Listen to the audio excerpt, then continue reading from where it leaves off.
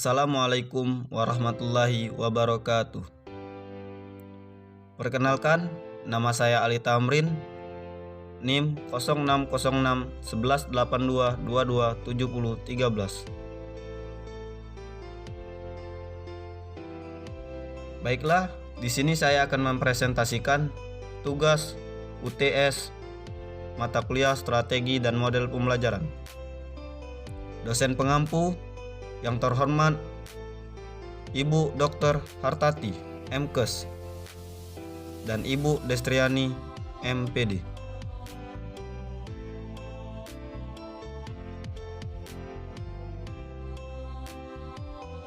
Materi-materi yang akan dibahas yaitu hakikat strategi pembelajaran, prinsip-prinsip strategi pembelajaran, fungsi strategi pembelajaran, peran strategi pembelajaran, dan implementasi penggunaan strategi pembelajaran pada jenjang SD, SMP, dan SMA.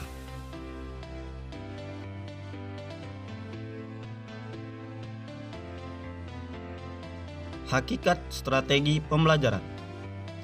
Strategi pembelajaran merupakan rencana tindakan atau rangkaian kegiatan, termasuk penggunaan metode dan pemanfaatan berbagai sumber daya atau kekuatan dalam pembelajaran yang disusun untuk mencapai tujuan tertentu. Dalam hal ini adalah tujuan pembelajaran. Adapun menurut para ahli, Dick dan Carey pada tahun 1985 menyatakan bahwa strategi pembelajaran adalah suatu set materi dan prosedur pembelajaran yang digunakan secara bersama-sama untuk menimbulkan hasil belajar pada siswa.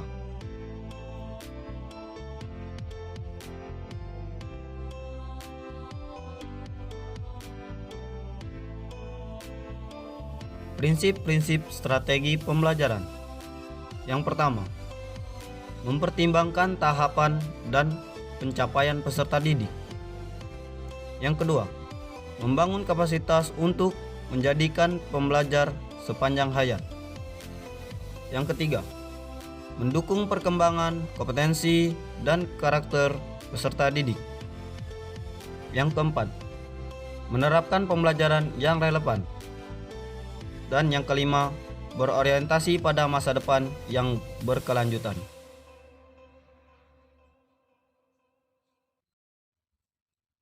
Selanjutnya, fungsi strategi pembelajaran. 1. Memberikan isi pembelajaran kepada peserta didik. 2.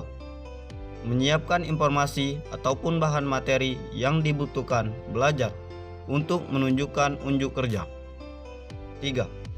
Sebagai ramuan untuk mengembangkan bahan ajar. 4. Sebagai kerangka kerja untuk merencanakan catatan ceramah kelas, latihan kelompok, dan penugasan pekerjaan rumah. 5. Sebagai perangkat kriteria untuk mengevaluasi bahan ajar yang telah ada.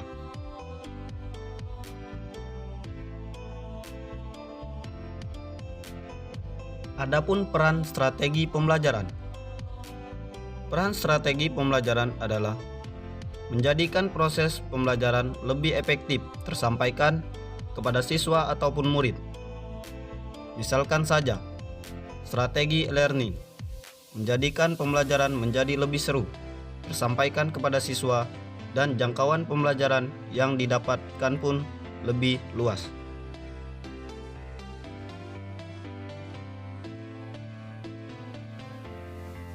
Baiklah, materi selanjutnya adalah implementasi penggunaan strategi pembelajaran pada jenjang SD. Yang pertama, belajar sambil bermain. Anak usia SD cenderung lebih senang bermain. Yang kedua, banyak bergerak. Supaya anak-anak lebih paham, kita bisa menggunakan metode ini pada pembelajaran. Yang ketiga, langsung praktik. Dengan metode langsung praktik, bisa membuat mereka lebih paham terhadap apa yang disampaikan. Yang keempat, Gunakan media audio visual. Supaya anak-anak tidak gampang bosan, kita bisa memfasilitasinya dengan media audio visual dalam pembelajaran.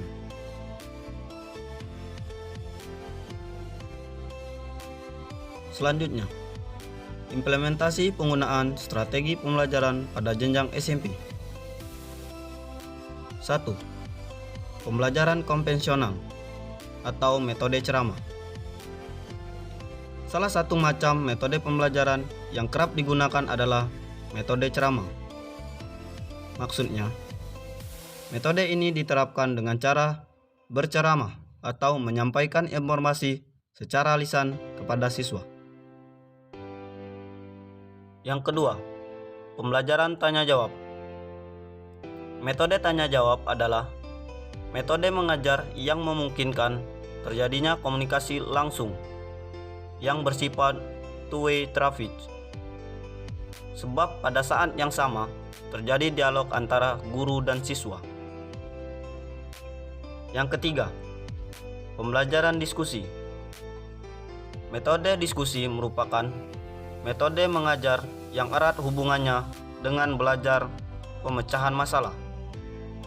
Metode ini juga bisa dilakukan secara berkelompok atau diskusi kelompok.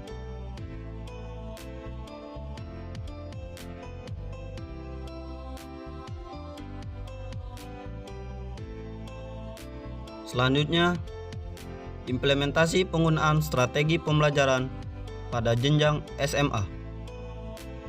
1. Pembelajaran berbasis proyek. Pembelajaran berbasis proyek adalah metode pembelajaran yang menggunakan proyek atau kegiatan sebagai media. Peserta didik melakukan eksplorasi, penilaian, sintesis, dan informasi untuk menghasilkan berbagai bentuk hasil belajar. Yang kedua, pembelajaran berbasis masalah. Pembelajaran berbasis masalah adalah suatu model pembelajaran yang melibatkan peserta didik untuk memecahkan suatu masalah maupun tahapan-tahapan metode ilmiah, sehingga peserta didik dapat mempelajari pengetahuan yang berhubungan dengan masalah tersebut dan sekaligus memiliki keterampilan untuk memecahkan masalah. Yang ketiga, pembelajaran discovery.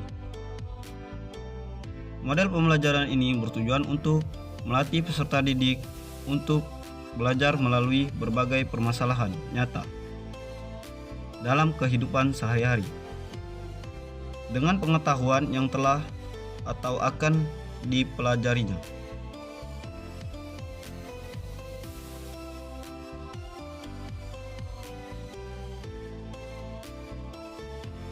Baiklah, materi yang terakhir, yaitu kesimpulan strategi pembelajaran. Strategi pembelajaran dapat diartikan sebagai perencanaan yang berisi tentang rangkaian kegiatan yang didesain untuk menciptakan tujuan pendidikan tertentu. Strategi pembelajaran merupakan rencana tindakan atau rangkaian kegiatan termasuk penggunaan metode dan pemanfaatan berbagai sumber daya atau kekuatan dalam pembelajaran yang disusun untuk mencapai tujuan tertentu. Dalam hal ini adalah tujuan pembelajaran.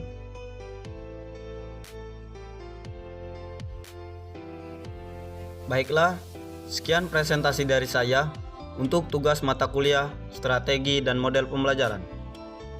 Apabila ada kata-kata yang salah, saya mohon maaf. Saya akhiri. Wassalamualaikum warahmatullahi wabarakatuh.